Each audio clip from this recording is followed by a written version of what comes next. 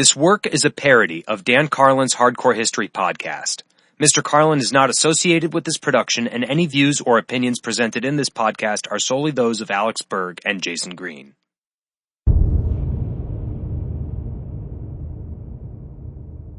What you're about to hear is the second part of a multi-part series on the War of the Five Kings. If you're the kind of person who doesn't mind jumping into things in the middle, well then, go ahead and give it a listen. But if you're the sort of person who wants to know how the story started, then may I recommend you go out and check out the first episode. Either way, here is Shadow of the Dragon, Part 2. So long as I'm your king, it's history. Treason shall never go unpunished. The events. There's a brave men knocking at our door. The drama. Let's go kill them. The figures. When you play the Game of Thrones, you win. Or you die. It's hardcore Game of Thrones. Winter is coming.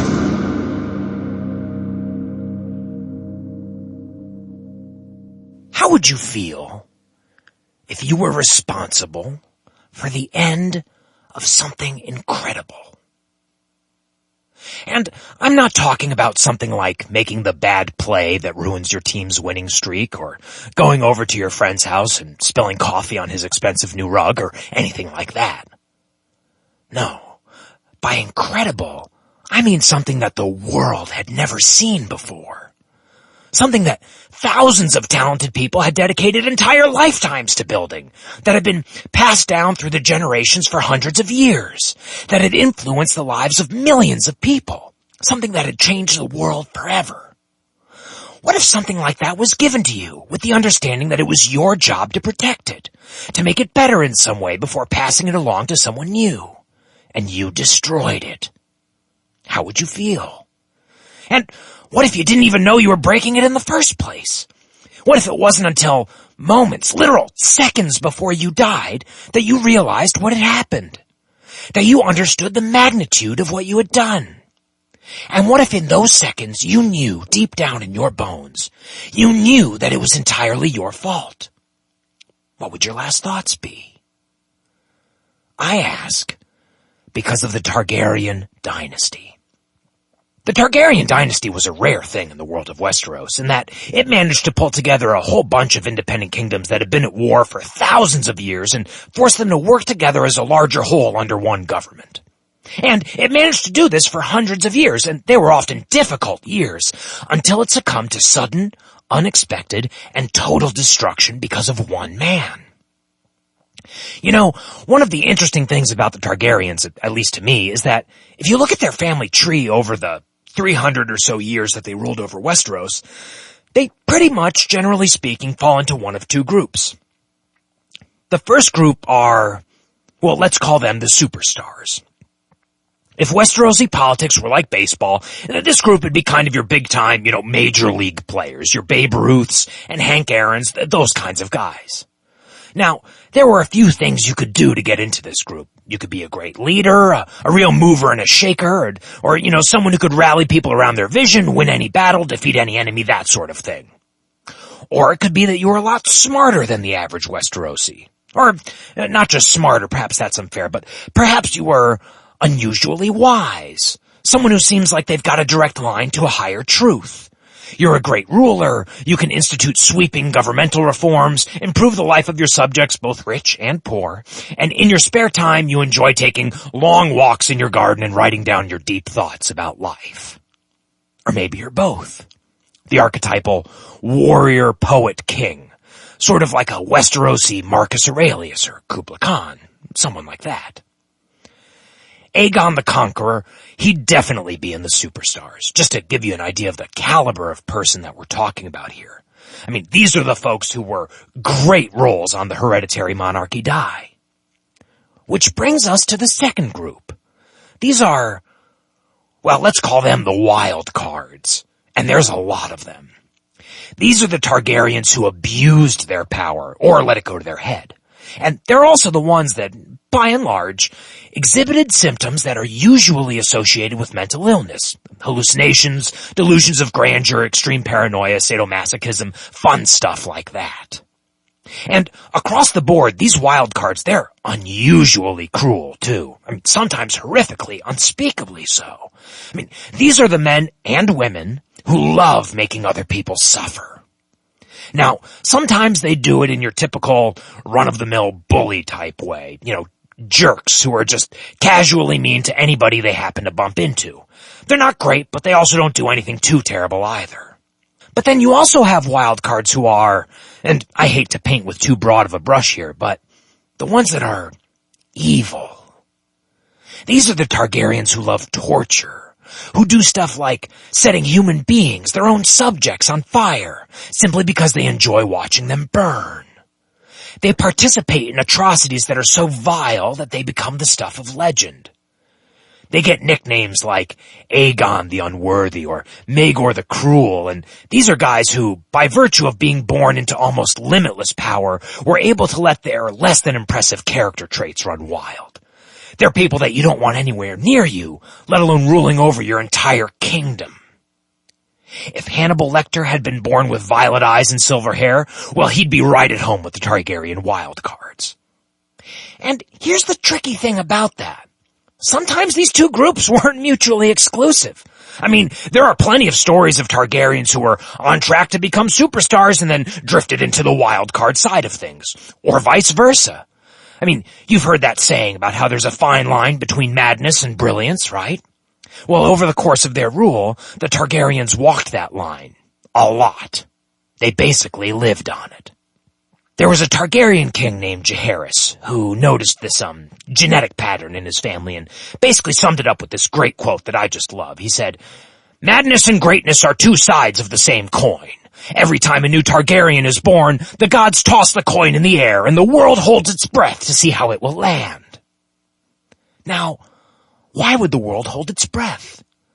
Well, power is sort of like an amplifier for someone's natural abilities. And what I mean by that is, for most people, if they have a psychological disorder that makes them act a little erratically, it affects their loved ones and the people around them, but that's generally it. And I want to be very clear on this point. I'm not in any way trying to minimize how devastating a mental disorder can be. I'm just saying that, well, usually, if you have one, the problems that come along with it are somewhat localized, I guess we could say. That's for people like me, and maybe you, and I would think most of my listeners, but if you're someone who's in a position of immense power, the kind of person who could, I don't know, change the course of history in a day if you felt like it, and all of a sudden you start hearing voices in your head, or become convinced that imaginary threats are real, or any other host of issues, how you react to those problems, well, the consequences aren't so limited anymore. They aren't localized. They affect everyone who's under your power. And when you're a Targaryen king, that means they affect everyone across an entire country. Heck, across an entire continent, and maybe even the entire world. Your problems are globalized. The point being that when a member of the Targaryen family grew up and became one of those wild cards, they were able to cause a lot of trouble. The kind of trouble that leaves just a trail of corpses behind it.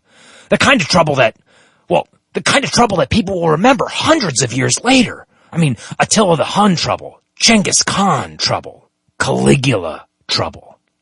But by the same token, when a Targaryen grew up and joined the superstars, it would allow them to do a whole lot of good. The kind of good that makes the world a better place. Now, the man who turned out to be the last Targaryen king, well, he started his rule off looking like he had a shot at becoming one of the superstars, and then shifted in a major way to the wild card side of things. And he's also the same man I was talking about earlier. The one who was handed this incredible thing, the Targaryen Dynasty, and destroyed it. His name was Aerys Targaryen, otherwise known as the Mad King. Now, I know I've talked about similar stuff before, but something that's interesting to me is that nobody really knows when they're living through the beginning of the end, do they? I mean, a lot of times the period leading up to disaster seems like business as usual for everybody who's alive during it, and it's only from our lofty, comfortable place in the future that we can look back and see where all the problems started. Aerys Targaryen's rule didn't start with anyone saying to themselves, well, time to pack everything up and call it a day. The end of everything we know is here. In fact, it was almost the opposite. During the early years of his reign, at first a lot of people actually thought that his coin toss might have landed on greatness. By most accounts, he was charming, kind to others, not exceptionally intelligent, but definitely smart enough to be an effective leader. He had big ideas about how to improve living conditions in the realm, things like an aqueduct to Dorne. Eventually he wanted to turn Dorne into a Los Angeles or a Las Vegas type situation and make the desert bloom, if you can imagine that. But also, more importantly, he didn't seem to have the cruelty or insanity that a lot of his ancestors had, and so for a long time the common folk were, by and large pretty happy to have him around, because it seemed like, at the very least, his rule was going to be business as usual. And as his reign went on, the general public got even happier with him, because one of the greatest things a monarch can give to his people is peace. The chance to live and work without the constant fear that at any minute you might be called up and asked to go die horribly in some strange place you've never been to before, surrounded by men you've never met. Oh, and while you're doing that, bandits or invaders are probably going to rape and murder your entire family, steal your horse, and then burn down your farm. Avoiding that type of situation? That's pretty high up on any regular person's wish list. And for almost 2 decades, that's exactly what Aerys Targaryen gave Westeros. Or at least, that's the impression he gave Westeros.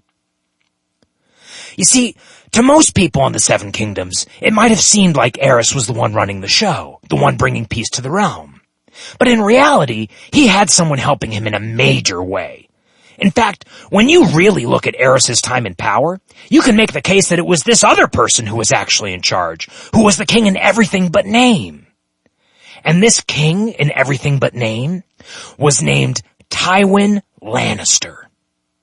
If that sounds familiar, it's because we talked about the Lannisters briefly in the last episode. You might remember that it was a Lannister king who fought Aegon the Conqueror at the Field of Fire, and then once he saw half his army get used as kindling by a flying, fire-breathing death machine, said, you know what, I'm good with being a mighty lord instead of a king, that's just fine by me, and bent the knee to Aegon. At which point, the Lannisters went from being kings to being one of the 7 great houses of Westeros. They rule over the Westerlands, which are the stretch of land that runs along the west coast of Westeros. Boy, that's a mouthful. But even though it's one of the smaller of the 7 kingdoms, geographically, it's also one of the more powerful. The capital of the Westerlands is a place called Casterly Rock, and this is, well, it's just one of the most unique fortresses in all of Westeros. In fact, even calling it a fortress is somewhat misleading because it isn't really a fortress at all. It's a gigantic hollowed-out rock sitting right on the edge of the Sunset Sea. And Casterly Rock is just, well, first off, one interesting historical mystery about it is that, for being such an important place, there don't seem to be any first-hand accounts of it. Every source I can find is second or third-hand at best. It's as if everybody just assumed it would be there forever, so there's no reason to write anything down. Regardless, what accounts we do have tell us that Casterly Rock is just massive. It's like a skyscraper carved out of stone that's 3 times as high as the wall. It's so big that there's an entire active shipping port inside its foundation. And not only that, but the whole thing has been hollowed out and filled with rooms and great halls and storage areas and stables and barracks. It's got everything. In fact, until Harrenhal was built, Casterly Rock was the largest fortress in Westeros, and it's arguably an even better one than Harrenhal since it's never been taken, or, melted by dragonfire.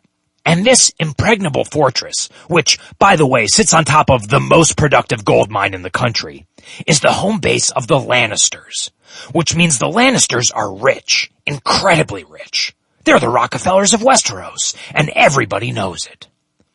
Now, the lives of Aerys Targaryen and Tywin Lannister, you can't really talk about one without the other.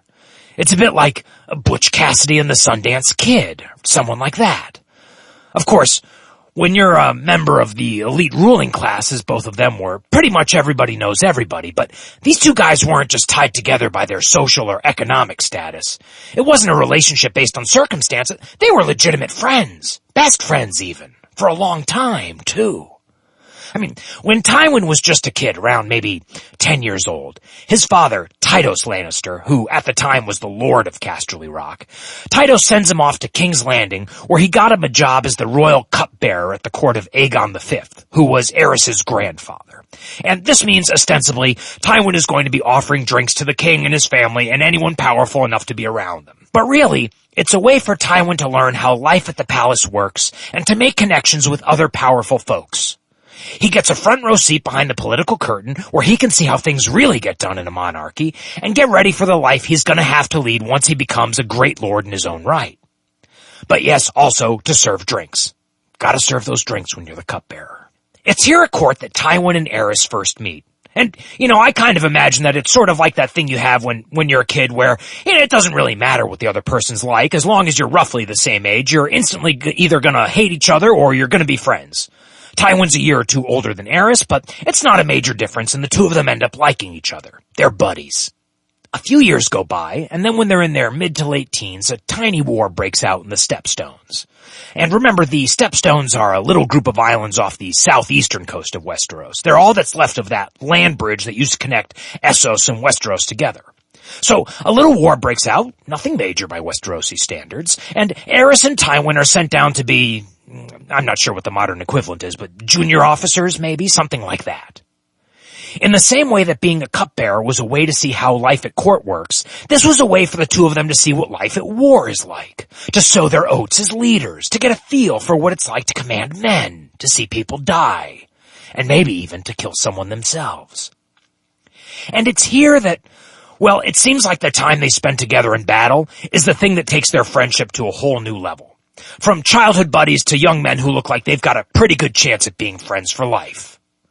A good example of how close they got during this period is, well, being a knight in Westeros is a big, big deal. I mean, it's a rite of passage that just about every important person, well, every important male person at least, but every important person goes through and every commoner dreams about. And almost equally as important as becoming a knight is who you get knighted by.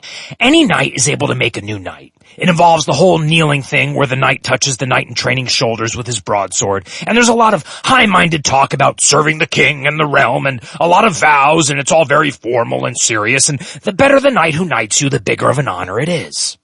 When it comes time for Aerys to be knighted, well, he's the crown prince. He could literally choose anyone in the realm to do it. People would fight for the honor. Heck, people would kill for it.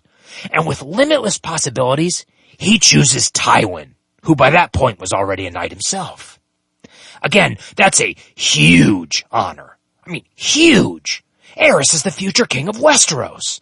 This isn't something to give to a casual friend. It's not something you ask Bill down at the bar to do because he's a swell guy. It's something you do when you consider the person to be, well, almost family. That's how close these guys are. After the war, Tywin and Aerys go their separate ways. Aerys heads back to the Red Keep, and Tywin returns to Casterly Rock. And this is the period when we see Tywin really start coming into his own. He's lived at court, he's led men in battle, he's knighted a king, he's had the sort of life experiences that really shape a person, that reveal who they actually are, what they're made out of. I don't like to use the word genius too often. I think it's already used enough to describe, I don't know, flash-in-the-pan achievements of, shall we say, mediocre individuals. But from everything I've read, if anyone does deserve to be called a genius, it's Tywin Lannister. And he's a genius in a weird sort of way, too. Or, not weird, that's the wrong word, but certainly in an unusual way. Because his genius isn't in mathematics or art or something that you can quantify and point to. Yep, this guy's a genius, all right. No. Tywin Lannister's genius was in leadership. I mean, it's like he was born for it. And well, as the first son of a great lord, technically he was born for it, but you know what I mean. There's just something undeniably inherent about his talents. Now, unfortunately, a lot of this talent is tied up in the fact that he could be absolutely ruthless. If you've ever watched Breaking Bad, the television show, there's that scene where one of the tougher characters is handing out a little bit of advice about how to get things done. And his message boils down to no half measures. which is his way of saying the ends justify the means. If you've got a problem, you do whatever it takes to make sure it's so thoroughly dealt with that it won't ever be a problem again, period. And boy, does that sum up Tywin Lannister's philosophy on everything. No half measures. Here's an example of what I'm talking about. Everybody who was around to know him agrees that Tywin's father, Tydos, was nothing like Tywin. He was, well, there's just no other way to say it, but Tydos was weak. He didn't want to make any waves, he didn't want to cause any trouble, he just wanted everybody to get along. And even worse, he seemed to be incapable of saying no to strong personalities, which none of that stuff is bad in and of itself, but when you're the leader of a great house, those are traits that can be exploited easily. They're like chinks in your armor for people trying to get stuff from you. And when you're in the position that Tydos was in, when you're a great lord, there are always people trying to get stuff from you. By the time Tywin returns from the War in the Stepstones, Tydos has made a mess out of House Lannister. I mean, the decline had been going on for years, but by that point, things were really coming to a head. I mean, Tydos had bannermen borrowing money and never paying it back, bandits were terrorizing the Westerlands without any repercussions, bad marriages were being made, official orders were being ignored. I mean, the Lannisters used to be known as a force to be reckoned with, and now they're just a laughingstock. I mean, literally, there are stories of people laughing at Tydos to his face, in his own hall, and he just laughs right along with them. Tywin's not the laughing sort. He's been watching his father drag their house down for years, and while when he was younger he couldn't really do anything about it, things are different now. He's older, more experienced, and he's decided that he's not going to sit around and let Tydos damage the Lannister name any more than he already has. In fact, not only that, he's going to make it stronger than ever. Tywin starts by sending out letters to his father's bannermen that that demand that any of them who borrowed money from the Lannisters and have yet to pay it back, well, they have to send one of their children to Casterly Rock as a hostage until the debt is repaid. And even though on the face of it, these letters are about money, they're really a chance for Tywin to say, guess what? The way you were treating my father, and by extension my family, that's over now. I'm in charge. You're paying back your debts, you're cleaning up your act, and you're treating the Lannisters with respect. Or else.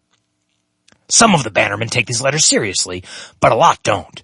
After all, Tywin he was just some kid, and his father was a joke. I mean, put yourself in their shoes. Your neighbor up the street has been letting his yard go, and then his oldest son tells you you've got to come clean it up. Well, you'd be forgiven if you didn't rush to fire up your lawnmower and help them out. So, some of these houses size things up, and do what anyone might do if they received a threatening letter from a teenager. They ignore it. And there are two houses that take things a step further than that even. The Rains and the Tarbecks, two of the Lannisters' most powerful bannermen. And, not coincidentally, the two that have gained the most by Tydos' weak leadership. When the Rains get Tywin's letter, not only do they ignore it, they tell their subordinate houses to ignore it too. And the Tarbecks get so ticked off about it that they kidnapped 3 Lannisters in retaliation. Imagine something like that happening in America. I mean, picture a scenario where the IRS decides somebody pretty wealthy hasn't been paying enough taxes. Let's say Bill Gates has been hoarding money from the government for years because the head of the IRS has been a weak-willed sycophant, and when Bill tells him to get lost, he just laughs and does what he's told. Now let's say some new guy comes into the IRS, looks at their books and realizes that Bill Gates owes years of back taxes, and so he sends out a few collection agents to the Gates' mansion to collect. Can you imagine the uproar if Bill Gates then decided to kidnap those collection agents and on top of it refused to pay back the taxes which he admitted he owed? It's hard to imagine our government standing for that kind of treatment. And yet, that's almost exactly what happened to Tywin Lannister. Words are exchanged, a few threats are made, but ultimately what happens is that Tywin ends up sending another letter, this time just to the Rains and the Tarbecks. And this one isn't about debts or hostages. This one is ordering them to present themselves in Casterly Rock and answer for their crimes. You told your subordinates to ignore my orders? Better get over here and explain why. You kidnapped 3 of my family members? You really better get over here and explain why. And once again, the two houses ignore him. Now, Tydos might have just laughed off that kind of insubordination, but not Tywin. In fact, it's pretty much accepted that he knew they'd refuse to show up, that he wanted them to refuse. Why?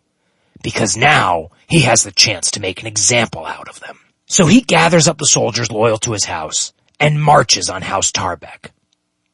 I can only imagine the Tarbecks hearing about this and thinking to themselves, big deal, like father, like son, right? By then, they hadn't taken the Lannisters seriously for years, and they don't plan on starting now. So they get their own army together and march out to meet Tywin in battle, presumably to show this child what real warfare looks like. Only, that child wins every battle. Easily, I might add. And the Tarbecks have to retreat, more and more, further and further, until finally they have so few soldiers left and so few options that they have to take shelter in their own castle. All of them. Every member of the Tarbeck family hiding out together in their ancestral hall. An ancestral hall, by the way, that had been in ruins until they used Lannister gold to refurbish the entire darn thing. So they're hiding out inside this place when Tywin and his army arrive. And what does Tywin do? He has the building leveled, demolished, completely obliterated while the Tarbecks are still inside it. Throughout his life, Tywin Lannister was famous for never smiling. Sort of a weird thing to be famous for, but nonetheless, it explains why there's this rumor that when Tarbeck Hall came crashing down on top of the Tarbecks and extinguished their family line forever, well, supposedly, Tywin smiled then. So now the Rains hear about this, excuse the pun, but this crushing defeat. And instead of doing the sensible thing and taking some time to think over their options, they gather their forces and march out to battle. I mean, they must have been thinking that the Tarbecks just had an off day or something, and now it was time for the real adults to show up and teach this upstart Lannister a thing or two about what happens when you send nasty letters to real men. And it's like Groundhog's Day. The exact same thing that happened the first time happens all over again. Tywin wins every battle, the Rains have to retreat, Tywin wins again, they retreat some more and then some more until finally they're back at their castle, a place called Castamere, with nowhere to go. Or rather, nowhere visible to go. They don't take shelter in a castle. They at least learned that much from what happened to the Tarbecks. Instead, the Rains have a series of mines that run underneath their castle and into the surrounding village. Huge mines that twist along for miles underground. So they take what's left of their army and their subjects, which are basically just the nearby villagers, and then they get all the members of their family together and retreat into those mines.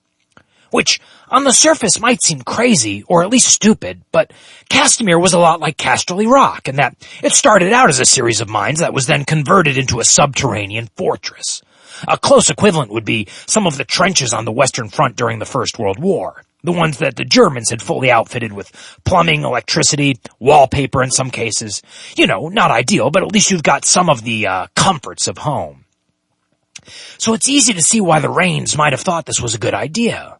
From their point of view, they're headed into a fully stocked, easily defendable, underground bomb shelter, while that rube Tywin's stuck above ground with his army that's only got 500 cavalry and 3,000 men-at-arms who've all been fighting for a while now. I mean, from where they're standing, forcing some kind of treaty seems like a very real possibility. What they didn't know, however, was what Tywin Lannister was capable of. Once everyone's settled and they're feeling pretty secure about their position, the Rains send an envoy out to offer terms to Tywin, who rejects them, resoundingly. As far as he's concerned, the time for negotiation is long gone. He has every entrance and exit to the Castamere mines sealed shut, except for one. Then he, and this is the sort of outside the box thinking, I guess you could call it, that really shows what kind of guy Tywin was, but he has his army divert a river so that it pours directly into that final entrance. Then he sits back and waits as Castamere slowly fills with water. There were thousands of people in those mines.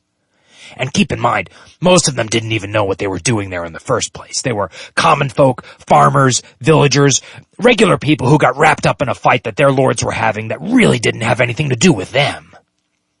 And now they're sitting there, in the dark, cold and hungry, and huddled together with their children, and listening to the sound of rushing water as it gets closer and closer and closer. You know when you fill a glass with water and you can tell when it's almost full just from the sound it makes? Well, imagine hearing that sound, but it's coming from all around you. It's everywhere. And if that wasn't enough for you to figure out what was going on, sooner or later, once the water level got past your feet, say, or maybe even your knees or your waist, there would come a moment when you realized that it wasn't going to stop. And that realization would be followed by another one. That you and everyone you ever knew, your friends, your family, was about to die. You were all going to drown together in the dark, listening as the sounds of screaming was slowly replaced by the sounds of water and then by silence. In the end, every single person who went into those mines drowns. And then, for good measure, Tywin has every surface structure at Castamere burned to the ground. You know, it's rare that we get a source besides Meister Martin who can give us a sense of how people reacted to specific Westerosi events, or rather how they felt about it.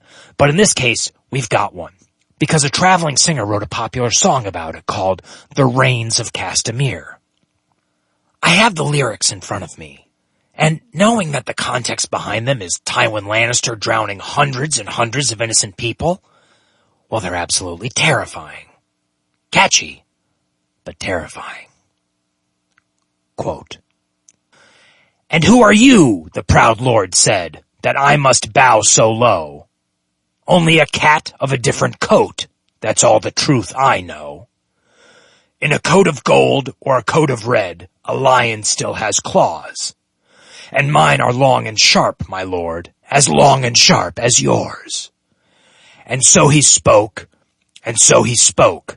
that lord of Castamere.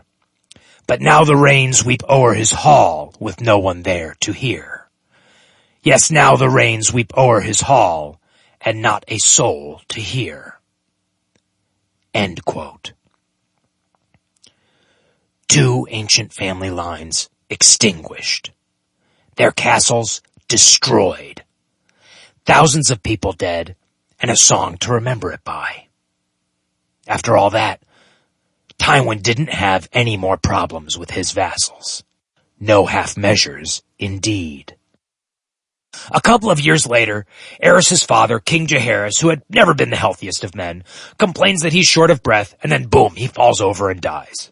Which means that all of a sudden, in the year 262 AC, when he's just 18 years old, Aerys Targaryen is crowned King of Westeros. What a week that must have been, right? You wake up on Monday, probably thinking about all the, boring little chores you've got to do over the next few days, and by the end of the week, your father is dead and you're the most powerful person on the planet. And you're so young that in the United States you wouldn't even be able to buy a beer. Anyway, if Aerys is confused by the turn of events, he doesn't show it. Instead, he gets right to work. One of the first things he does is to fire a lot of his father's advisors. They were all older men, and Aerys didn't want anything to do with them. As far as he was concerned, it was a new day in Westeros, and there was no room for some codgy old suits and their boring old ideas. Never mind their experience, it was time for some new blood. Change people could believe in, whether they wanted to or not. Now, in Westerosi government, there's a position called the Hand of the King. It's sort of like being the vice president, only with a lot more power. Way more Cheney than Quayle. So, who you pick to be your hand can have a huge impact on what you're able to get done. Pick a good one, and hey, it just might help the kingdom prosper. Pick a bad one, and the results can range from you having to do more than your fair share of work to, well, they write whole novellas about what happens then. Aerys picks a good one. He looks around, considers his options, and thinks, well, maybe it should be one of the most impressive figures I've ever met in my entire life. Maybe it should be my old buddy Tywin Lannister. After all, that whole diverting a river to destroy your enemies trick worked out pretty well for the Westerlands. Maybe he'd be able to use some of that golden moxie to help me pull up Westeros by the bootstraps. And so he gives him a call. Well, he sends him a raven with a letter tied to its foot, but same thing. Tywin gets the message, he accepts, and all of a sudden you've got two 20-something war buddies running the realm. Seems like a recipe for disaster, right? Well, maybe. But for the next few years, the two of them do a great job. The economy is good. There are no major wars. They both get married, start having kids. Tywin's impotent father dies, which might seem like a negative, but since he was so poorly respected, it's actually a net positive for the Lannister name. All in all, Aerys and Tywin are on a hot streak. Everything is going great. So great that it was easy for people to miss the fact that the coin that was flipped that day that Aerys was born, well, it's almost as if, way back then, when that coin was flipped, it landed on the ground and it started, wobbling, spinning too fast for anyone to see which side it would end up on. And after a while, people got bored and forgot to pay attention to it, or they assumed it would turn out fine and went on with their lives, eventually forgetting that that coin even existed in the first place. But now, all these years later, it's starting to slow down. And for the first time, it's possible to see if it landed on greatness or madness. Have you ever seen someone lose their mind before? And I don't mean where they have a bad day at work and then act out and yell at the copier or something like that. I'm talking about a situation where their mental foundation, the building blocks of a person's identity, start to crack, where they start to fall apart. When I was a kid, I lived in a pretty decent suburb, and down my street there was this really nice house on the corner. It was a 2-story Victorian with a great porch, green lawn, white picket fence, all of that. Then when I was around 10 years old, the family that lived there moved out and sold the place to a single guy. I never knew what his story was, but for whatever reason he stopped taking care of the house. And at first you really couldn't tell. I mean, maybe you'd notice that his lawn needed to be cut or something like that, but it was still the nice place on the corner. But as time went on, all of those little signs started to pile up, to the point that by the time I was a teenager, the house was just a ruin. The porch was rotting, the grass was dead, the fence was broken and peeling. I mean, if you put a before and after photo of that house next to each other and showed them to someone, they'd probably say, "Oh my God, how could anyone have let that happen?" And the answer would be, because in real time, it was hard to see what all those little signs were adding up to.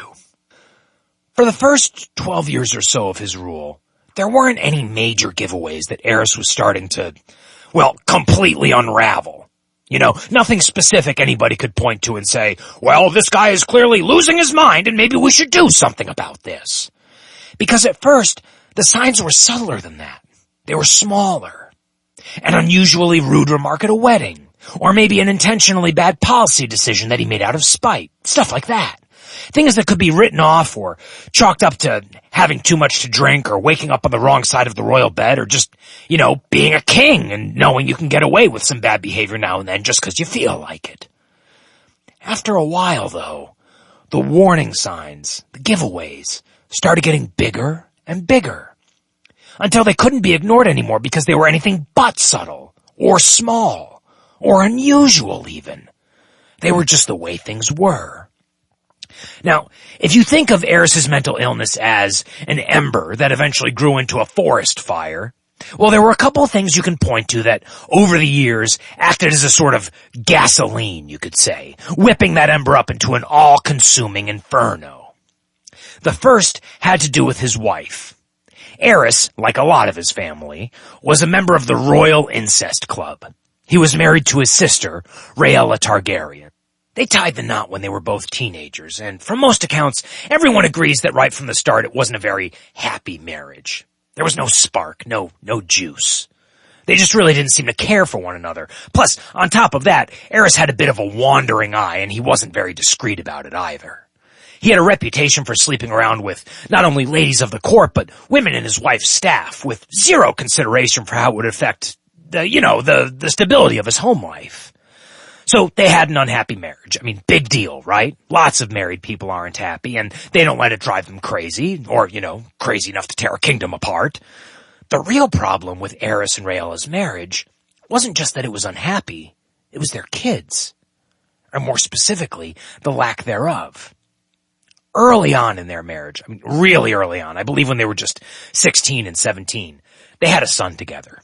His name was Rhaegar, and he's going to prove to be vitally important to this story, but not for a few more years, so let's just go ahead and hammer a pin into him for later. So they have this one healthy son right out of the gate, and then a few years go by, they get a little older, they decide to have more kids, and one by one, slowly but surely, all of them die. It's a sad case of miscarriages or a baby being carried to term only to die shortly thereafter from illness or something similar to SIDS. Regardless, this pattern of losing royal children, it goes on for years. And it's the sort of horrifying situation that would be hard for anyone to process. I mean, not even just hard, it's soul-crushing. And it would put an unbelievable amount of stress on even the healthiest of relationships. I mean, look at the marriage between Tsar Nicholas II and his wife Alexandra. They were famously in love and loved their children, and just the illness of their son Alexei, who had hemophilia, wound up affecting their decision and policy making so much that it became a major factor in the downfall of the Russian monarchy, which had existed for centuries prior to World War I. Aerys and Rhaegar Targaryen are starting from a far shakier position, and they're dealing with not just the illness of one child, or of several, but the loss of every child. Plus, there's the additional mental burden that one of a king's main jobs is to produce as many male heirs as he can. I mean, daughters are important too. Many of the alliances and truces throughout Westerosi history were sealed with marriages, so they're an important tool in any diplomat's arsenal, sometimes much to the daughter's chagrin. But for Aerys, having any kids at all was even more important than usual because at that time there just weren't a lot of Targaryens left running around. Through a combination of war, illness, and just plain bad luck, the last few generations of Targaryens had been extremely sparse. Heck, Aerys' grandfather was named Aegon the Unlikely because he was the fourth son of a fourth son. A whole lot of people have to die or disappear in order for the crown to get that far down the royal family tree. So saying that Aerys needed to reproduce as much as he could is almost an understatement. And at first, these deaths actually bring Aerys and Rhaegar closer. They've been through something terrible together. They're partners in grief. But after a while, as the number of funerals for unborn and recently born children starts to pile up, Aerys starts to, well, he starts acting out. And again, don't get me wrong, losing a child is horrific no matter who you are. King, commoner, it doesn't matter. This is the sort of thing that can break anybody, let alone somebody who's got the weight of history on his shoulders. But it's not the sort of thing that can make anybody think that maybe God, or in this case, the gods, are trying to send them a message. That maybe these deaths aren't just random bad luck. Maybe they're a sign from above. That's when you cross a mental line from sadness into delusion, and it's exactly what Aerys starts to believe. He starts thinking along the lines of, well, obviously the gods wouldn't do anything to a child of mine. I'm a king, after all. So they must be punishing someone else, right? Well, the only other person involved in this is Rhaegar, so he figures she's the one they're punishing. But why? Now, here's where Aerys' grief transforms into something much, much darker. He can't figure out the reason why the gods are punishing his wife, so he invents one. He becomes convinced that she's been cheating on him, and that the gods are simply killing off all these children because they aren't his. They're from these affairs, and they don't want a bastard sitting on the Iron Throne. I mean, can you imagine someone with the last name Waters sitting on the throne? Or Storm? Or Snow? The gods wouldn't stand for it. And if that's true, well, then he's going to have to do something about it, now isn't he? In the center of the Red Keep, there's a place called Maegor's Holdfast. Maegor was Aegon the Conqueror's son, and he was the guy who completed the Red Keep's construction. He was also a lunatic, who died in mysterious circumstances that could be best summarized as, I guess you could say, suicide by way of furniture. That's not a metaphor, by the way. The Iron Throne was made of swords, but it's also a story for another time. Anyway, Maegor's Holdfast was designed as a sort of bomb shelter against invaders. It's essentially a little castle within the actual castle of the Red Keep. Separate walls, a moat, the whole 9 yards. It's the type of building that probably couldn't stop an invading army, but might be able to slow them down long enough for reinforcements to arrive and save whoever's inside. It's a panic room that's 12 stories high. If you've ever heard any of the descriptions of Hitler's bunker in Berlin, just imagine something 20 times the size of it, and you'll have a pretty good idea of what Maegor's Holdfast was like. Only, above ground. This is where Aerys has Rhaegar locked up to prevent any further indiscretion. Inside the Holdfast, there's nothing for her to do, there's nowhere for her to go, and most importantly, at least to Aerys, there's no way that he knows of that anybody can get in or out without his permission. And if that wasn't enough, he assigns 2 septas, which are basically Westerosi nuns, to sleep with her at night so that he can be absolutely sure she's not cheating on him. Of course, this doesn't change anything because Rhaella wasn't having any affairs in the first place. All this talk of divine punishment and infidelity, this is all in Aerys' imagination. It's in his head. The problem is that he's convinced it's real. So a year later, when they end up having another son, and then he dies like all the rest, well, it really pushes him over the edge. He has the child's wet nurse beheaded. Because if it's not his wife's fault, it must be hers. Then he decides that, wait, no, probably not the wet nurse. You know what? It must be my concubine. I bet she wants one of her kids to get the Iron Throne. And so he has her tortured to death. And then, just for good measure, he has her entire family tortured to death too. Locking your wife away with sleeping nun bodyguards? Cutting the nannies' heads off? Torturing your lover and her entire family to death? That's all a big, big step up from an occasionally inappropriate remark at a wedding, don't you think? I mean, these are things that not only cross that line between eccentricity and madness, but they hop on a bullet train to get past it. After he's done with murdering his former concubine and her family, Aerys suddenly has a crisis of conscience. I mean, I can't imagine why. And he starts thinking that maybe he's gone too far, that his recent actions might have offended the gods. And so, to atone for all this bad stuff he's been up to, he walks barefoot across the entire city to a huge church called the Sept of Baelor. And once he gets there, he fasts and prays for 3 days before coming out and saying, "Praise the Lord, he's found the gods. They've all come to an understanding, and from now on there will be no more wandering eyes, no more cheating on his wife. He's going to be as faithful can be." It's never a good sign when you go from torturing a family to death to being born again in less than a week. That's the sort of mental ping-ponging that nowadays we'd charitably call a manic episode. And while all this is going on, there's something else that's stoking that ember of madness, and that's the fact that Tywin Lannister is proving to be too good at his job. Now, you'd think that shouldn't be a problem, but then again, Aerys has just murdered a whole bunch of people because he imagined that his wife had been stepping out on him. So from now on, it's safe to say that everything is potentially not just a problem, but a big one, and Tywin's no exception. At first, Aerys and Tywin, they'd been a team. Sort of a dynamic duo, honestly. But as time went on, it became clear that that wasn't the case at all. Tywin was the real mastermind, and anything good that's come out of Aerys' reign as king has come about because of Tywin's insight and ability. And reading about his career during this time period, well, it's like watching Michael Jordan play basketball. I mean, there's just nobody who can touch him in terms of skill. There's nobody who even comes close. He's been fixing up infrastructure, staging tournaments across the country, passing laws that shore up businesses, making great alliances. I mean, like him or hate him, he's just an unbelievably talented ruler. And that's not just my opinion, it was obvious even to Tywin's contemporaries.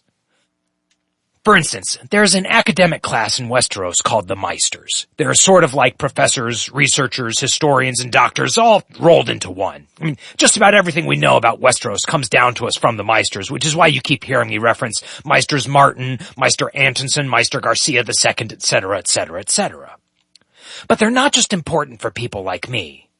All the big houses have a Meister on staff, and it's their job to teach the kids reading and writing, to heal the sick, advise the house lord, all that sort of stuff. Now, the Meisters are based out of a city in the south of Westeros called Old Town.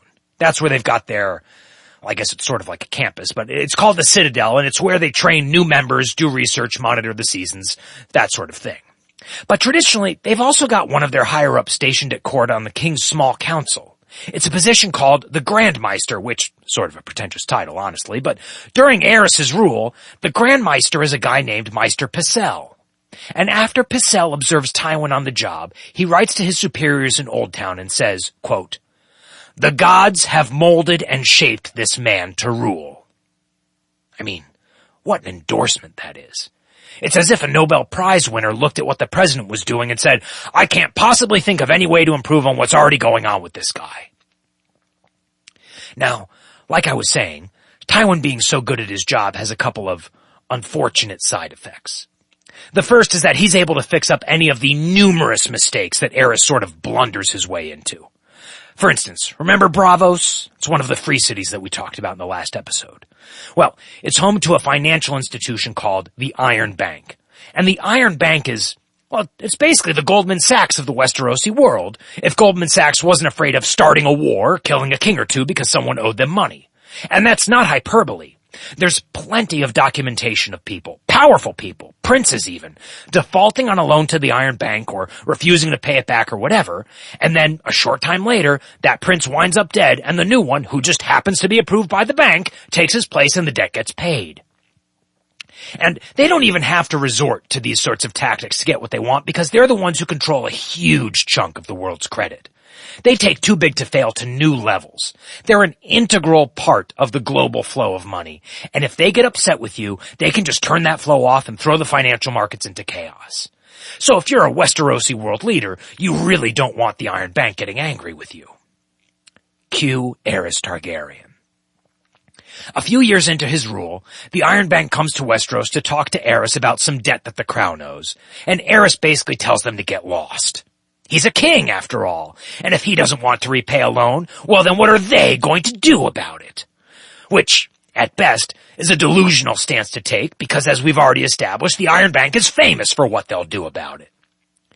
Tywin hears about this, goes behind Aerys' back, pays the crown's debt using Lannister gold, and basically smooths the whole thing over. It's a bold move that not only potentially saves Aerys' life, but also avoids Westeros to avoid its own version of the 2008 financial crisis. Now, why is doing something like that an unfortunate side effect of Tywin's ability as leader? Well, because it gives the impression to the realm at large that Aerys is actually doing a great job as king. I mean, around the Red Keep, it's almost like a sitcom. The adventures of the wacky king who just can't help but cause problems and his uptight friend who's always cleaning up after him. But away from court, out in the country, or in the smaller cities, as far as the common folk know, Aerys is doing great. The problem with that, though, is that it creates a situation where there's never any pressure on Aerys to change his behavior, right? I mean, if you act a certain way and nothing bad happens because of it, well, you'll probably just keep doing the same thing over and over again. Add to that the fact that, in general, kings don't have a lot of people telling them to shape up or ship out, and there's really no incentive for Aerys to change. And that's a very, very dangerous situation for pretty much everybody in the kingdom besides Aerys Targaryen. And then there's just plain old-fashioned jealousy. Because even if most of the realm thought he was doing a great job, in his gut, Aerys had to know the truth. And that's the sort of thing that can really eat away at someone. Especially if that person has been raised to believe that they're ordained by the gods to be the best leader alive. Having your best friend be living, breathing proof to the contrary? Well, that's gotta sting. And what's almost worse is that after a while, even the common folk start picking up on the fact that Aerys might not actually be the one who's calling all the shots, and they start talking about it. They spread rumors. They gossip. They say that Aerys isn't the real king at all. It's Tywin Lannister. He's the one running the kingdom. One of the problems with gossip is that eventually it's going to make its way back to someone that it shouldn't. And eventually, Aerys gets wind of the fact that people are saying that sort of stuff and it drives him nuts. Well, more nuts. And he starts making intentionally bad policy decisions just to spite Tywin. Tywin gives him some advice, Aerys does the opposite. Tywin recommends someone get appointed to an important post, they don't get the job, and so on. It gets so bad that Aerys intentionally screws up the tax law that governs shipping fees, and when people show up in court to complain about it, he blames the decision entirely on Tywin, just throws him right under the wagon, then reverses the decision and takes all the credit for saving the day. Meister Antonsen actually describes the whole situation by saying, and there's a word in here I don't usually use, so if you're at work or around kids, you might want to lower your volume, but, quote, "Over his hand's strenuous objections, the king doubled the port fees at King's Landing and Old Town and tripled them for Lannisport and the realm's other ports and harbors. When a delegation of small lords and rich merchants came before the Iron Throne to complain, however, Aerys blamed the hand for the exactions, saying, 'Lord Tywin shits gold, but of late he has been constipated and has had to find some other way to fill our coffers.' Whereupon his grace restored port fees and tariffs to their previous levels, earning much acclaim for himself and leaving Tywin Lannister the opprobrium." End quote. That's no way to run a kingdom.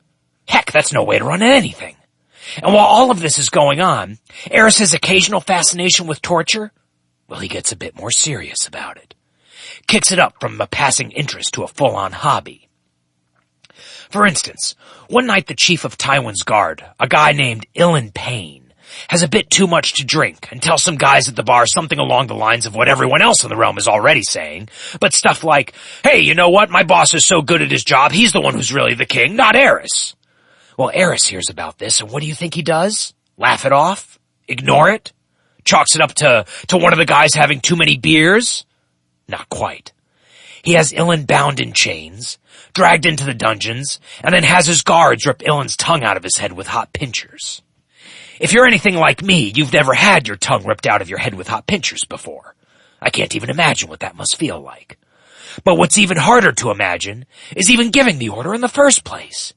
Being responsible for another human being getting their tongue torn out of their mouth? That's crazy. But it's also sort of a power play on Aerys's part.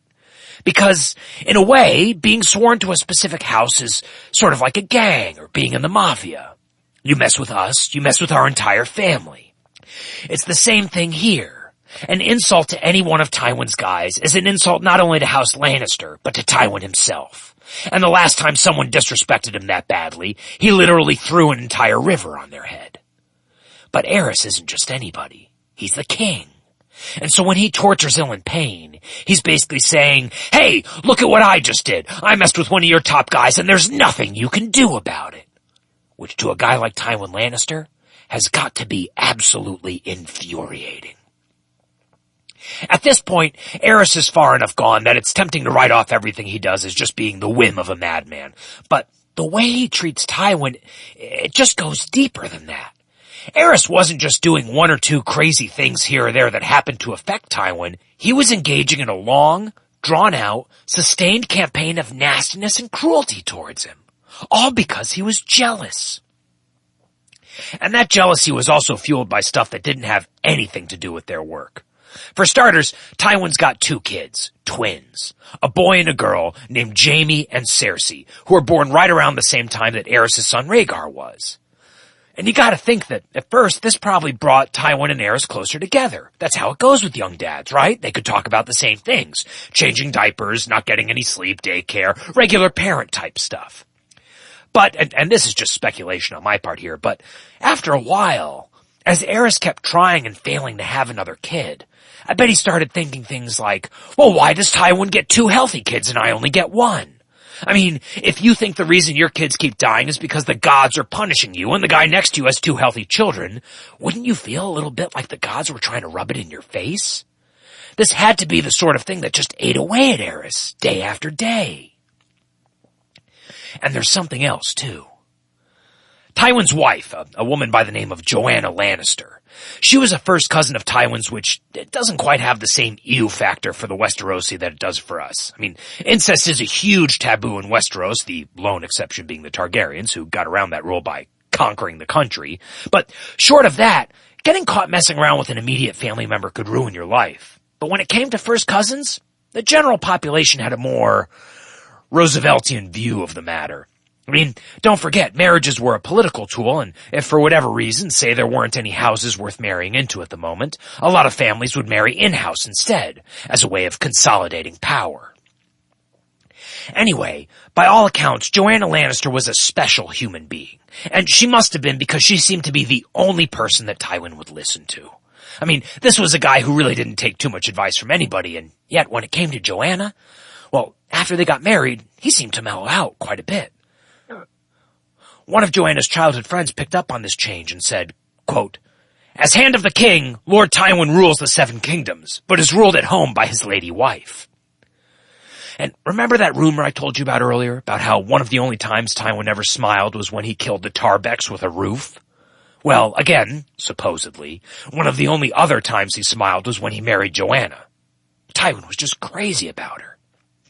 The problem was, he wasn't the only one. Aerys had I don't know what you'd call it, obsession maybe, but Aerys had an obsession with Joanna. One of his knights later described it as not love, but as a wanting, which is certainly an unnerving description. And remember, he was never afraid of being inappropriate with women, married or otherwise. Joanna was no exception to that rule. He said things to her in public that were more like the sort of thing you'd hear from a drunk frat boy at a party, not a king addressing his most powerful aide's wife. For instance, after hearing that Joanna had given birth to healthy twins, Aerys said, "I appear to have married the wrong woman." Or take this story related by Meister Garcia II. Quote, "At the great anniversary tourney of 272 AC, held to commemorate Aerys' 10th year upon the Iron Throne, Joanna Lannister brought her 6-year-old twins, Jaime and Cersei, from Casterly Rock to present before the court. The king, very much in his cups, asked her if giving suck to them had ruined your breasts, which were so high and proud. The question greatly amused Lord Tywin's rivals, who were always pleased to see the hand slighted or made mock of, but Lady Joanna was humiliated." End quote. And she wasn't the only one. Tywin was so upset by what Aerys said that night he actually offers his resignation. And Aerys refuses to accept it, which has always struck me as more than a little odd, because Aerys didn't have to keep Tywin around. He was the one who gave him the job in the first place. He could have taken it away at any point, but he didn't. Did he not realize how bad things had gotten between the two of them?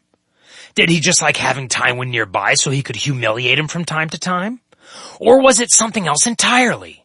I mean, when Aerys looked at Tywin, maybe he saw a link to his past. A past that, compared to his ever-deteriorating present, he must have been pretty nostalgic for. I could speculate for hours about the why behind Aerys' refusal to accept Tywin's resignation, but the truth is that nobody knows. So instead of shaking hands and parting ways, Aerys keeps Tywin around, and slowly but surely, their once incredibly strong friendship gets stretched thinner and thinner until a year later, something causes it to snap, and it breaks apart forever. That something is Joanna Lannister, who dies giving birth to to Tywin's third child. And not only does she die, but the child who, at least in Tywin's eyes, killed her is born a dwarf. One of the more unpleasant aspects of Westeros, and there are unfortunately quite a few of them, is that being born different from the norm in any sort of way wasn't accepted. It was seen as a profound weakness, not just for the child, but for the child's parents as well. Which means that normally, if a child turned out to be a dwarf, there's a good chance that its parents would just leave him out in the woods as a snack for the dire wolves. But Tywin Lannister can't do that. He's too powerful, too well known. Behavior like that is for the common folk, not someone of his stature. And so no matter how much he might want to accidentally get rid of this kid, and believe me, he really wanted to, he can't. He's stuck with him. Almost immediately, people start mocking Tywin for having what they see as a less than perfect son. They say that he was born with a tail that had to be cut off after the birth. They call the child Lord Tywin's Doom and Lord Tywin's Bane. Tywin's father was mocked. Tywin's father was laughed at, and it left Tywin with the desire to make sure that nobody ever did the same to him or his house. He's sort of like Marty McFly. You know, who would be calm and collected, and all of a sudden somebody called him a chicken, and he instantly went from 0 to 100 on the insanely angry meter. Same deal here, only instead of being a, charming time-traveling teenager, Tywin Lannister's the guy who diverted a river to drown an entire village because he felt people weren't taking House Lannister seriously enough. But his newborn son gives people the chance to do exactly that. Add to that the fact that his birth led to the death of the only woman that Tywin ever loved, and it means that before this baby is even a day old, there's already someone who genuinely hates him, and that person is his own father. It's complicated, isn't it? I mean, how would you feel towards the person who killed the only woman you ever loved? You could write entire books about the pathos that fuels that sort of relationship. Oh, and before I forget, the child's name is Tyrion Lannister. Although it won't take long before people start referring to him as the Imp. Now, you might say that bad and terrible thing is all well and good, but what does it have to do with Tywin and Aerys' friendship? Well, when Aerys hears about Joanna's death, what do you think he does? Does he send his condolences? Does he strap a sympathy card to a raven and send it along with some flowers? Not even close. Instead, when he gets the news that the wife of his best friend has died, tragically, he says, quote, The gods cannot abide such arrogance. They have plucked a fair flower from his hand and given him a monster in her place to teach him some humility at last. I mean, that isn't exactly the sort of thing you say about your friend, or even your worst enemy, now is it? I mean, those aren't just fighting words. That's the kind of public insult that sends people to war. And let's not forget, the whole reason the Targaryens are in power is because somebody insulted Aegon by refusing to marry his buddy Aerys, and this insult is much colder and much, much more personal than that.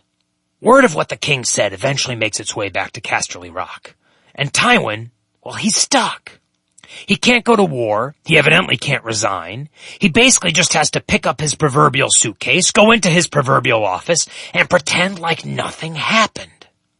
But as far as he's concerned, their friendship of decades is finished. Forever. Aerys just burned it to the ground. From now on, the two of them are just co-workers with history. Nothing more, although maybe a bit less. 2 years later, Aerys finally has another child. Or rather, he has another child that lives past infancy. His name is Viserys, and people around the court had kind of hoped that having another kid around would help calm Aerys down. That maybe the arrival of another male heir would relieve the pressure that was driving him mad. No such luck. Aerys becomes convinced that someone would try and poison Viserys, so nobody was allowed to touch him. Even Rhaegar, his own mother, had to get permission before she picked him up. A knight was to stand guard over the crib 24 hours a day. Celebratory presents that were sent from noble lords all across the realm are thrown into a pile and set on fire, just in case they're cursed. And when Rhaegar is unable to provide milk and they have to use a wet nurse, Aerys has his food taster actively preview her breasts, just in case someone smeared poison on them. And these 2 years haven't improved things between Tywin and Aerys. In fact, by this point it's sort of common knowledge that if you want to get in good with the king, well, just go ahead and make a little joke at Tywin's expense. So now, on some level, despite doing everything in his power to avoid it, Tywin's become the butt of an unending stream of jokes. And even worse, they're coming from the king and his sycophants at court. But that didn't mean that Tywin stopped being Tywin. He was still determined to make sure that House Lannister was the greatest, most respected house in all of Westeros. So after Viserys was born, Tywin holds a huge tournament in his honor. One of the people to complete in the lists and the events is Rhaegar Targaryen, who, it's a bit interesting, Rhaegar was apparently pretty bookish in his younger years, but then one day, out of the blue, so the story goes, he walked up to the court master-at-arms and said that he needed to be a warrior when he grew up. Well, now he's grown up, and he's turned into quite the warrior. So much so that during this tournament at Casterly Rock, he does pretty well against some tough opponents, which in turn puts Aerys into a rare good mood. Gets to brag to his buddies about how great his son did. That's always nice. And so later that night, thinking that the timing probably couldn't get any better, Tywin pitches the idea that his daughter Cersei and Aerys' son Rhaegar get engaged. Now, there are polite ways to rebuff a proposal like that. Ways that are a definitive rejection, but not too insulting. Ways that make sure that nobody takes it too personally. Aerys doesn't use any of them. Instead, he says, "You're a good servant, Tywin, but one does not marry his children to the help." Tywin Lannister was one of the most powerful lords in Westeros. If you're going to marry your son to someone other than his sister, you'd have a hard time doing better than Cersei Lannister. But Aerys didn't care. He wasn't interested in finding a good match for Rhaegar. He was interested in the same thing he's been interested in since he had Ilyn Payne's tongue ripped out. He wants to dress Tywin down, to cut him off at the knees, to humiliate him, to show that he's the big dog in this relationship and therefore in all of Westeros. Tywin Lannister was someone who believed, strongly, and perhaps too strongly, but he believed in the hierarchy of power within a monarchy. He was a classist. Commoners aren't worth as much as a lord, lords aren't worth as much as a great lords aren't worth as much as a king. That's it. And so no matter what he thought about what Aerys was doing, he still respected his position and what it represented. And the ultimate proof of that is Tywin could be brutal when his honor was at stake. And despite suffering insults for years, he never once plotted to overthrow the throne, or stage a coup, or hire assassins, or stage a fatal accident, or anything even remotely like that. Instead, he did his absolute best to make sure that Aerys' reign was a successful one. If there's something more you can ask of from a hand of the king, I don't know what it is. But that didn't matter to Aerys. He wasn't able to see that. He wasn't able to see that out of everyone in the realm, or at least certainly everyone at court, Tywin was probably his biggest supporter. Instead, I think that, over the years, whenever he looked at Tywin, Aerys saw everything that he wasn't, but wanted to be. It was like Tywin was a living reflection of his failures. And yet, for whatever reason, he refused to let Tywin leave. And this is when we come to the event that, you all know who Howard Hughes was, right? Phenomenally rich guy, made movies, The Spruce Goose, owned TWA, ended up living in a hotel in Las Vegas, collecting his urine in jars and refusing to cut his toenails. You know, there's that, Scorsese movie about him called The Aviator, Leonardo DiCaprio. Well, Howard Hughes and Aerys Targaryen actually have a lot in common. For instance, when he was younger, Hughes was also seen as a brash, inspiring leader, a ladies' man with big ideas, lots of charm, and tons of personality. And he was also someone who struggled with mental illness for his entire life. Early on, these issues were there. They were noticeable, but they weren't debilitating. They were what made people call him eccentric. Until when he was in his 40s, he got into a nasty plane crash and suffered a pretty bad head injury. And from then on, he was a different person. His mental illness leveled up from eccentric to collecting his own urine in jars. You know, and now his quirks aren't just a feature of his personality, they were his personality, and they consumed his entire life. Aerys Targaryen's plane crash, if you will, happened in a town called Duskendale. Now there's a little history involved here. Surprising, I know, but bear with me. Duskendale was a town a few miles north of King's Landing. It was sort of like King's Landing version 1.0. It used to be a major trading port near the mouth of the Blackwater River, but then Aegon the Conqueror showed up, built King's Landing on the mouth of the Blackwater River, and slowly but surely, all the business got pulled south away from Duskendale. By the time Aerys shoots down Tywin's marriage proposal, between their children, Duskendale is just bleeding profits. It's like a mining town after the mine runs dry. And the Lord of Duskendale is this younger guy named Dennis Darklyn. He looks around, takes stock of the situation, and decides to try and turn things around. He requests a charter from the crown so that his port can have a little more autonomy and a little more of the profits can flow back into the local economy. Tywin's the one who gets the request, and he shoots it down. He doesn't want to set a precedent because he's pretty sure that if he gives Duskendale a charter, well, pretty soon, every town that's got anything from a port to a fishing dock will be asking for the same thing. Can't have that.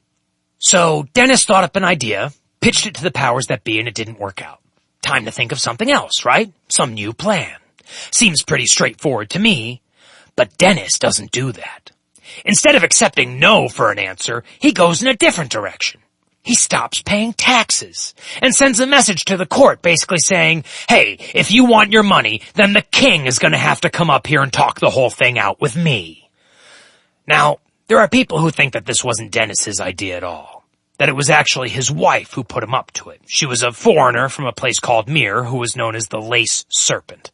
And these people will say, oh, you know, Dennis could never have done this on his own. That wife must have tricked him into thinking it was a good idea. You know, she probably traded strange, sinful favors for influence in his household. You know how those Myrish women are. She got his head all twisted around so he couldn't even think straight. Personally, I don't believe any of it. Westeros, while an incredibly interesting place, is also, unfortunately, not great to or for women. They get the short end of the stick in just about every aspect of life, and their place in history is no exception. So yes, there are rumors that Dennis's wife is the one who made him defy Tywin and the crown, but again, my opinion is that that's just people looking back at what happened and saying, well, there's simply no way a man did something that stupid. Even though a prevailing theme throughout history in general is men doing something stupid over and over and over again. You, valued listener, are, as always, free to believe what you like. But regardless of where the idea came from, it's easy to see what Dennis was at least trying to do. By this point, the entire kingdom knew about the rift between Aerys and Tywin, and while some Meisters are in disagreement about this, it seems fairly obvious to me that Dennis was trying to exploit that rift. He seemed to be thinking something along the lines of, well, surely the king won't come up here to deal with something like this. I'll bet he'll send Tywin Lannister instead. And if he won't listen to reason, well then maybe Aerys won't mind if things get a little physical. Tywin gets the request and dismisses it out of hand. It's just so obviously a trap. But then Aerys somehow hears about it, asks what's going on, and rift or no, I can only imagine that Tywin had to have said something along the lines of, oh, it's nothing, just an obvious trap from Dennis Darkland who must think we're the dumbest people of all time, but Aerys doesn't even let Tywin finish. He's too busy rushing off to prove Dennis right, because he doesn't see this as a trap. He sees it as an opportunity. To Aerys, this is a chance to show the entire realm that he doesn't need Tywin's help being a leader, that he's perfectly capable of handling tricky matters of state all by himself. And so he doesn't ignore Duskendale's defiance or send Tywin to deal with it, even though this is the sort of thing Tywin can handle in his sleep. Instead, he gets a few knights together and heads north to show everybody how a real ruler gets things done. Now, imagine you're Dennis Darkland. You're a younger guy, the lord of a dwindling but still important city, and you just sent out what, to your mind, probably seemed like an extremely clever trap. And then one morning, you wake up to a knock at the door, and you probably think to yourself, well, looks like Tywin Lannister was no match for the wits of one Dennis Darkland after all, and you open the door. Remember when you're a kid and you do something you know you shouldn't, and it goes wrong? You know, when the BB gun goes off too early, or the baseball crashes through the neighbor's window, and there's that sinking moment in your gut when you realize beyond a shadow of a doubt that you're about to be in really big trouble. Well, I can only imagine that that's what Dennis Darkland felt like, times a million, when he opened his door expecting to see foolish old Tywin Lannister, and came face to face with King Aerys Targaryen instead. There were a lot of reasonable things Dennis could have done in that moment. He could have apologized and started paying his taxes. He could have fallen to the floor and begged for mercy. Heck, he could have even gone ahead and tried to talk the king into granting him a charter. But instead of doing any of that, he panicked in a major way. He has his guards kill all of Aerys's men, kidnaps Aerys, throws him in an underground prison, puts the whole city on lockdown, and sends out word that if anyone tries to storm the city, he'll kill the king immediately. And everyone knows that he can make good on that promise, because even though its economic power was waning, Duskendale would not be an easy city to take by force. It would take an invading army a lot of time to break through the city walls, not to mention to get into the impressive castle within those walls that the Darklands lived in, a place called the Dunfort. All of which would give Dennis plenty of time to slit the king's throat if he felt like he needed to. So even though Dennis was now in serious trouble, he still had a slight chance of making it out alive. A captive king can give you that kind of leverage. Word of what happens quickly makes its way through the kingdom, and when Tywin hears about it down at King's Landing, first he probably runs through 1,000 different ways of how he's going to say the mother of all I told you so's, but then he gathers an army together and marches up to Duskendale. When he gets there, Lord Dennis sends out his envoys to parley, to negotiate, but Tywin won't meet with them. He's a no negotiating with terrorists type of guy. So instead of hearing the envoys out, he sends back word that the only terms he's willing to accept are a complete and unconditional surrender of the town and the safe release of the king. Then he plops his army down on Duskendale's supply line, and he waits. 6 months go by. People in Duskendale are getting nervous. Supplies are running low. Pretty soon they'll be entirely gone, out of food and starving. And the whole time, Aerys is sitting in a prison, alone, rotting, never sure if he's about to die or not. I mean, enduring that kind of stress could cause even the sanest of people to unravel, and this is King Aerys Targaryen. But even after 6 months, Dennis doesn't budge. So when Tywin does end up sending over an envoy, Dennis must have thought, see, I told you guys that he'd cave eventually. But he's wrong again. Tywin's terms haven't changed, but his timeline has. He's tired of waiting. Dennis now has 1 day to agree to the earlier terms of complete surrender, or Tywin is going to storm the town and execute every single man, woman, and child within its walls. And yet, despite all of that, Dennis still refuses to surrender. Which some people have argued is actually exactly what Tywin was hoping for. Because by this point, he's been watching Aerys mentally deteriorate for years without any signs of improvement. And meanwhile, his son Rhaegar is shaping up to be a pretty decent guy. So if Aerys died and Rhaegar became king, well, from Tywin's point of view, maybe that's not such a bad deal. It might be great for him and for the realm. And to back this theory up, there's a somewhat credible story that some of his advisors start arguing that they can't storm the town because if they do, Dennis will almost certainly kill the king. At which point, Tywin is supposed to have said, "He may or he may not, but if he does, we have a better king right here." And he pointed straight at Rhaegar Targaryen. Regardless, it doesn't come to that because a member of the Kingsguard, a guy by the name of Barristan Selmy, also known as Ser Barristan the Bold, hears what's going on and he offers to sneak into Duskendale by himself and smuggle Aerys out to safety. And the fact that Tywin allowed him to try indicates to me that maybe he hadn't completely written Aerys off yet. Because even though the odds were astronomically against Barristan succeeding, you don't get nicknamed the Bold if you're not capable of occasionally pulling off something that other people consider impossible. Or, maybe Tywin let him try simply so he could say he had exhausted every other option, and he really had to storm the town. We'll never know, because Barristan manages to pull off the impossible. He sneaks into Duskendale, past the city walls, past the guards, finds Aerys in the middle of an underground prison, breaks him out, kills a bunch of knights, single-handedly I might add, then throws himself and the king on a horse and battles his way out of town. Years later, though, Barristan will, if not flat-out regret saving the king, he'll at least begin to question if it was, ultimately the right thing to do. If maybe at the end of the day the realm might have been better served if Aerys had never made it out of that prison alive. If maybe Tywin was right, and there was a better king than Aerys just waiting in the wings. Because whatever shreds of sanity Aerys managed to hold on to over the years, by the time Barristan gets to him, they're all long gone. They've been erased, wiped out. That ember of madness has grown into a raging inferno. Meister Garcia II details the change that those 6 months had on Aerys, saying, quote, "Captivity at Duskendale had shattered whatever sanity had remained to Aerys II Targaryen. From that day forth, the king's madness reigned unchecked, growing worse with every passing year. The Darklands had dared lay hands upon his person, shoving him roughly, stripping him of his royal raiment, even daring to strike him. After his release, King Aerys would no longer allow himself to be touched, even by his own servants. Uncut and unwashed, his hair grew ever longer and more tangled, whilst his fingernails lengthened and thickened into grotesque yellow talons. He forbade any blade in his presence, save the swords carried by the knights of his Kingsguard sworn to protect him. His judgments became harsher and crueler." End quote.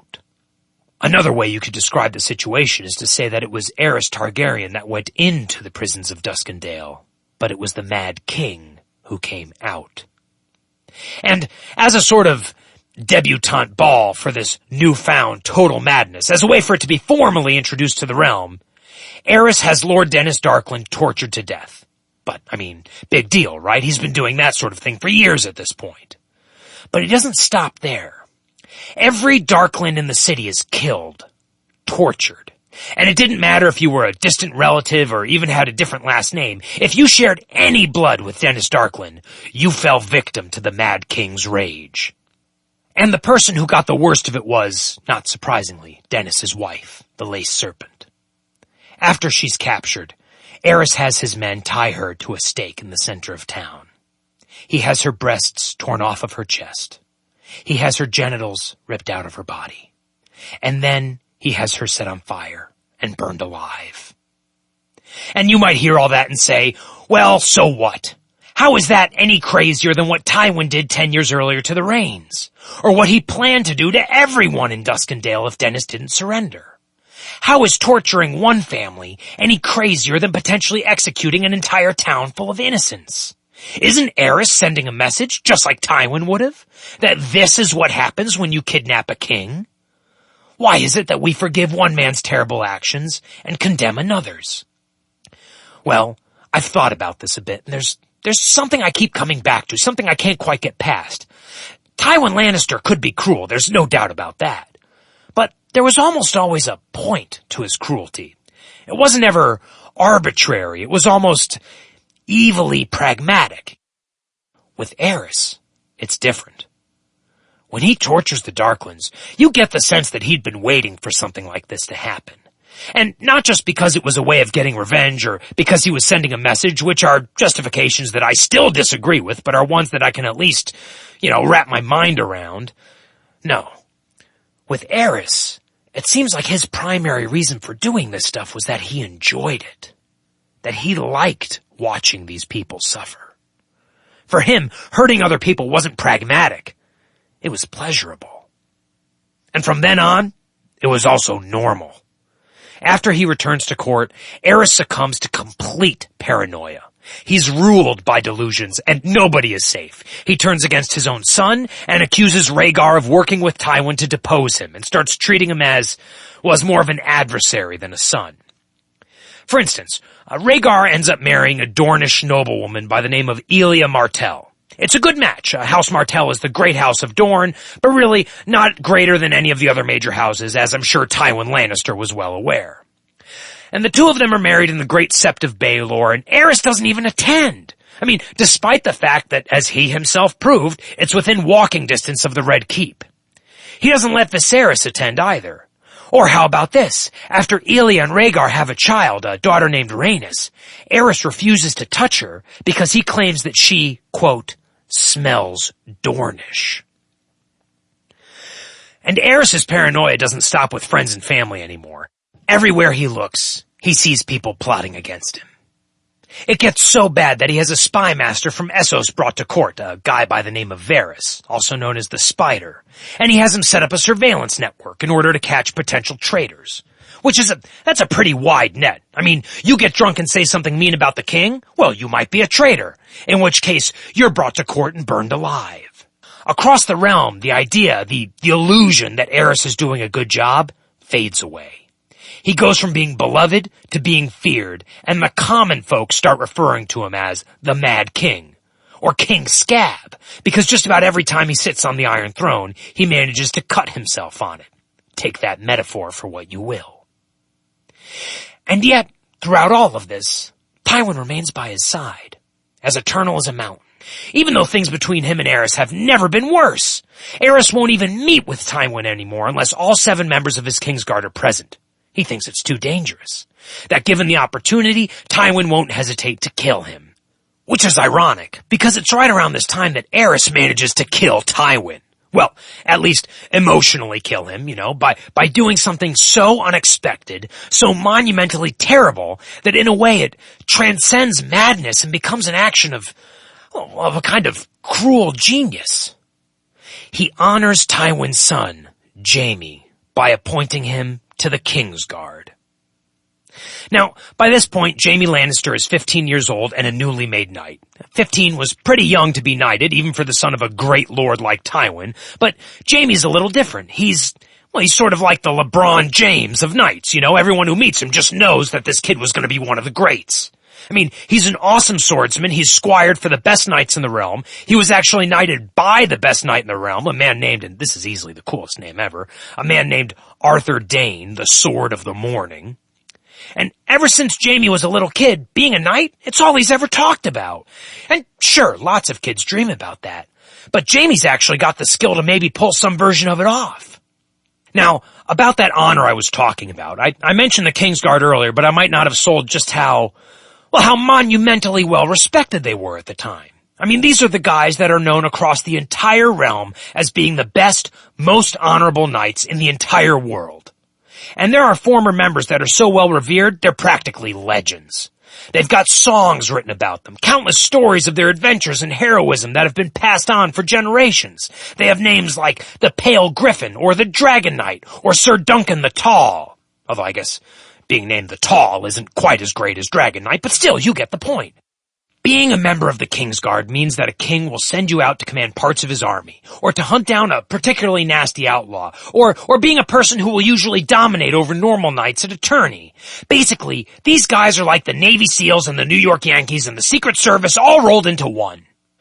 Which is why when Aerys decides to make Jaime a member of their very elite club, well, to a kid his age, this is a dream come true. But it has exactly the opposite effect on Tywin. He's not just mad about it, he's apocalyptically ticked off. And you'd be forgiven for wondering why. I mean, after all, didn't Aerys just do Tywin a massive favor by making his son the youngest member of the most elite group of warriors in history? A Lannister just got set up to be remembered forever as one of the best. Shouldn't someone like Tywin, who's obsessed with making the Lannister name unimpeachable, be thanking Aerys? Not quite. Because if people are going to write songs about you and remember you forever and give you cool names like the Dragon Knight, well, there's got to be a catch, right? And in this case, it's a big one. When you join the Kingsguard, not only do you agree to serve for life, with no chance to retire or quit until you die, but you also agree that protecting the king will be your only reason for living, period. And to make sure that the Knights of the Kingsguard stay focused on that one thing, and that one thing only, once they agree to join, they make a series of legally binding vows in public that they can't marry, they can't have children, and they cannot inherit any of their family's land, fortune, or titles. In Westeros, being a firstborn son is a big deal. It means you're automatically first in line to inherit whatever power and titles your father's got. And it also means that one day you're going to be the one running the house, taking care of the day-to-day problems, making sure it survives and prospers, etc. It's a little different in Dorne, where they don't care about the sex as much. Son, daughter, the only thing that matters to them is who was born first. But everywhere else, it's only the firstborn son that matters. And that's why being a member of the Kingsguard is the perfect job for a second or third or even fourth-born son of an important house. Lords have this problem all the time, where they have a lot of kids, a lot of sons, and then they just don't know what to do with them. They've got to figure out who inherits what sort of jobs they're going to do, who they're going to marry, where they're going to live, etc., etc., etc. So if you're, say, the third son of some lord and you get appointed to the Kingsguard, well, you just save your dad a whole lot of time and headache. And you brought a wagon full of honor to your house in the process. It's a great deal. It's a win-win. But if you're the firstborn son, if you're, say, Jaime Lannister, well, that means everything that you were set to inherit, which includes ownership of Casterly Rock, an enormous fortune, power over the western half of the entire continent, and stewardship of the Lannister name. Basically, everything your father spent his whole life working for. Well, you just gave it all up and passed it to the next guy in line, who in this case is your younger brother, Tyrion Lannister, the Imp. Tyrion inheriting Casterly Rock is Tywin's doomsday scenario. He's been working at restoring honor to the Lannister name since he was a teenager, and there's no way, just absolutely no way, that he's going to pass it along to, as Tywin would probably describe him, some twisted little creature that killed the only woman he ever loved. He'd die before letting that happen. And Aerys knows that. He knows it, and he appointed Jaime to the Kingsguard anyway. On purpose. Out of spite. And not only that, but now he's got Jaime, the son Tywin actually does love, at his side, under his control, 24 hours a day. Which, in and of itself, is also kind of a threat, isn't it? I mean, it's like a way of saying, from now on, if you tick me off, I can have your precious little Jaime killed in an instant. It's a mean thing to do. It's a pointless thing to do. But, if you're looking for a way to hurt somebody, it's also kind of a genius thing to do. When Tywin hears the news, well, he's a total pro, even in the worst of times. So instead of freaking out or causing a scene or vowing revenge or anything like that, he kneels down and thanks Aerys for the honor that he just oh so benevolently gave to the Lannister name. But that's just for appearances. Everybody, no matter how extraordinary they are, has their limits, their breaking point. And after 20 years of insults, jealousy, spite, and more, losing Jaime is what finally forces Tywin to say, enough is enough. Shortly after the announcement about Jaime's appointment to the Kingsguard is made public, Tywin tells Aerys that he needs to concentrate on his health, which is the Westerosi equivalent of, I need to spend more time with my family, and for the second time in his career, he offers his resignation as Hand of the King. This time, Aerys accepts. And if I had to hazard a guess as to why, I think it's because he felt like he had finally taught the great Tywin a lesson. That he'd finally cut him down to size, and proved once and for all that between the two of them, he was the one with all the power. It's hard, sometimes, to empathize with people who seemingly have it all. Wealth, power, etc. And it's especially difficult to empathize with someone like Tywin Lannister, who conducted himself in such a way that, well, it just seemed like he was above all the petty problems that us mere mortals have to deal with. And yet, well, years later, one of Tywin's younger brothers, Kevan Lannister, is talking to someone who's angry at Tywin, who's saying stuff like, oh, he's just this cold, emotionless, robotic-type figure who doesn't care about anyone, which I think is a view that a lot of people shared. And Kevin's response, it does a good job of pointing out that being Hand of the King for Aerys was a difficult, dangerous position to be in, a fact which Tywin's replacements, and that's replacements with an S, will soon find out. And just because he never complained, that doesn't mean that it wasn't an extremely difficult, trying experience for Tywin, and in ways that most people simply didn't think about. But as Meister Martin relates, Kevan does a good job of explaining those difficulties, saying, quote, Tywin seems a hard man to you, I know, but he is no harder than he's had to be. Our own father was gentle and amiable, but so weak his bannermen mocked him in their cups. Some saw fit to defy him openly. Other lords borrowed our gold and never troubled to repay it. At court they japed of toothless lions. Even his mistress stole from him. A woman scarcely one step above a whore, and she helped herself to my mother's jewels. It fell to Tywin to restore House Lannister to its proper place, just as it fell to him to rule this realm when he was no more than 20. He bore that heavy burden for 20 years, and all it earned him was a mad king's envy. Instead of the honor he deserved, he was made to suffer slights beyond count, yet he gave the 7 kingdoms peace, plenty, and justice. End quote. People talk about how, when Joanna Lannister died, the best part of Tywin died with her. That not only was she the one person who managed to bring out his more human qualities, but she was also the only one who could somehow keep his tendency to go to extremes under control. In a lot of ways, Tywin served a similar function for Aerys Targaryen. He was the steady hand on the wheel of the kingdom, the man behind the throne that cleaned up the king's messes. And now that he's gone, there was nothing to stop Aerys' madness from running wild. Which brings us back to a place where madness is right at home. It brings us back to Harrenhal, and a grand tournament which we'll discuss at length in the next episode of Shadow of the Dragon.